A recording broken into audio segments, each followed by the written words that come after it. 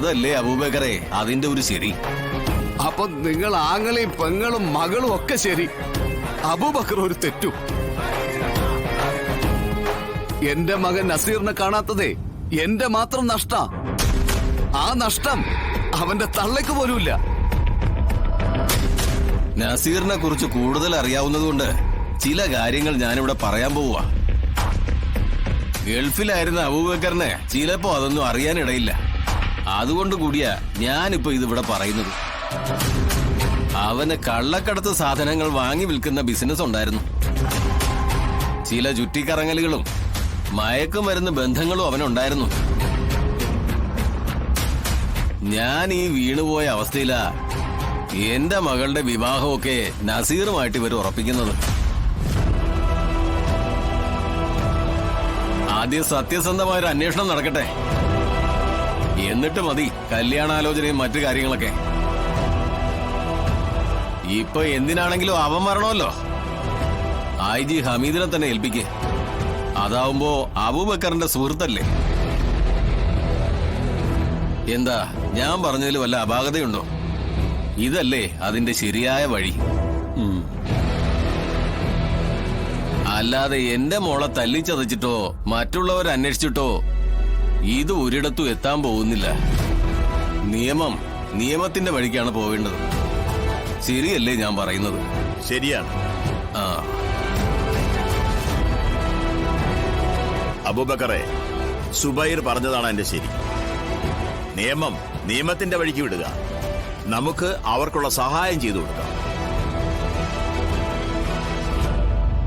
അപ്പോ ഇനി ഇതിന്റെ പേരിൽ വേറെ ചർച്ചയില്ല. നസീർ ആ വീട്ടിൽ വന്നിരുന്നു.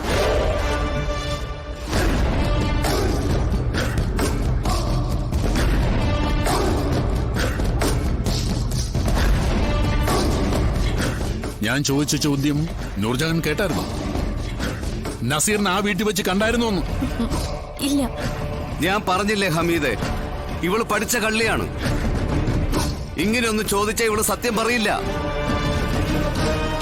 താൻ തന്റെ വനിതാ പോലീസിനെ കൊണ്ടുപോവാ, എന്നിട്ട് ഇവക്ക് 2 പൊട്ടിരു പൊട്ടിക്ക്. നല്ല അടിയിടി കിട്ടുമ്പോഴേ ഇവള് താനെ സത്യം പറഞ്ഞോളും. ഞാൻ വന്നത് എന്തിനാ? ചോദ്യങ്ങൾ ചോദിച്ച് കാര്യങ്ങൾ പറയിക്കാനല്ലേ. അത് ഞാൻ ചെയ്യട്ടെ. നൂർജഹാനെ, നസീർ ആ രാത്രിയിൽ ആ വീട്ടിൽ വന്നുവെന്നും അവൻ നൂർജഹാനെ കണ്ടെന്നും നസീറിന്റെ ഫോൺ കോളിൽ നിന്ന് തന്നെ ഞങ്ങൾക്ക് മനസ്സിലായ കാര്യമാണ്. നൂർജഹാനും നസീറിനെ കണ്ടിട്ടുണ്ട്? ഇല്ല, ഞാൻ കണ്ടിട്ടില്ല. നസീർക്ക് ആ വീട്ടിൽ വന്നിട്ടില്ല. ശരി, സമ്മതിച്ചു. ഇനി മാറ്റി പറയില്ലല്ലോ? ഇല്ല. പറയരുത്. കാരണം എല്ലാ തെളിവുകളും നസീർ ആ വീട്ടിൽ വന്നിരുന്നെന്നാണ്. നൂർജഹാൻ മാത്രമാണ് വന്നില്ലെന്ന് പറയുന്നത്. ഇനി ഈ പറയുന്നതിൽ എന്തെങ്കിലും കള്ളത്തരമുണ്ടെങ്കിൽ, നിനക്കിതിൽ എന്തെങ്കിലും പങ്കുണ്ടെങ്കിൽ, പിന്നെ കാര്യങ്ങൾ നീ പ്രതീക്ഷിക്കുന്നതിൽ അപ്പുറമായിരിക്കും.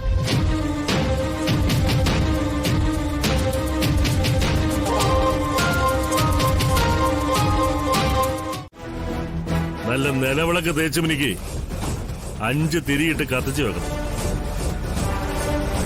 ചന്ദനത്തിരി കത്തിച്ചോ. ഇന്നിവന്റെ ജാതകം കുറിക്കല.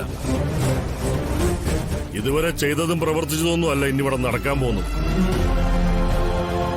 ഇന്ന് വീട്ടിൽ ഞാൻ സുഖമായിട്ട് കിടന്നുറങ്ങും, നീ ജയിലിലും. അല്ലപ്പ അങ്ങനെ സാറ് കിടന്ന് ഉറങ്ങുകയാണെങ്കിൽ 5 തിരിയിട്ട് വിളക്ക് മിക്കോറേ സാറിന്റെ തലയ്ക്ക് തന്നെ വെക്കുന്നതായിരിക്കും നല്ലത്. ഈ ആശിച്ച കാര്യങ്ങൾ നടക്കാതെ വരുമ്പോഴേ ചിലർക്ക് സൈലന്റ് അറ്റാക്ക് വരാൻ സാധ്യത കൂടുതലാ സാറേ. ആ ഈ ആത്മവിശ്വാസം കാണുമ്പോ എനിക്ക് അങ്ങനെ തോന്നണേ. വാ കൊണ്ടല്ല, പ്രവൃത്തിയിൽ കാണിക്കും സാറേ. എങ്കിൽ പിന്നെ സാറേന്ന് തികച്ചു വിളിക്കും. അല്ലെങ്കിൽ അതിനു മുമ്പ് പല വാക്കുകളും ചേർത്ത് കൂട്ടി വിളിക്കും.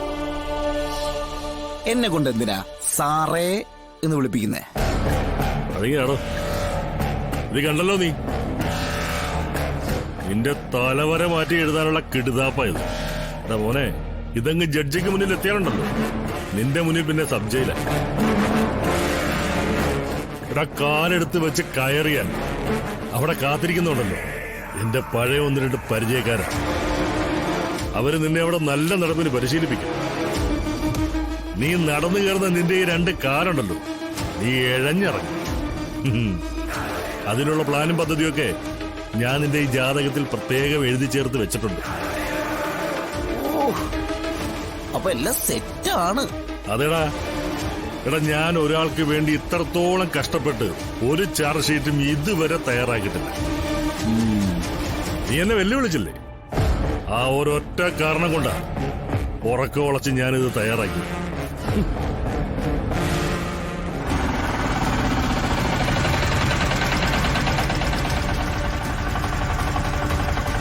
എത്രയായി?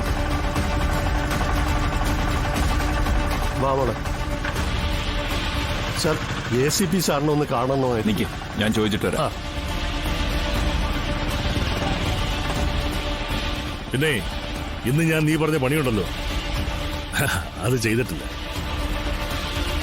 ജയിലിലേക്ക് പോകുന്നതിന് മുമ്പ് കോടതിക്ക് മുമ്പിൽ വെച്ച് തന്നെ നമുക്ക് ആ മഹത്തായ ചടങ്ങ് നടത്താം. ഗൈഡ് വാങ്ങി വെച്ചിട്ടുണ്ട്. പിന്നെ വൈരാഗ്യം തോന്നിയിട്ട് എന്റെ പെടലേക്കും വെച്ച് പോന്തിക്കളയരുത്, സൂക്ഷിച്ചു ചെയ്യണം. ഇതുപോലൊരു തൊഴിൽ പിടിച്ചാണ്ടല്ലോ, അത് പിന്നെ അങ്ങ് സ്ഥിരമാക്കാം. കേട്ടാ സാർ, എന്താണോ?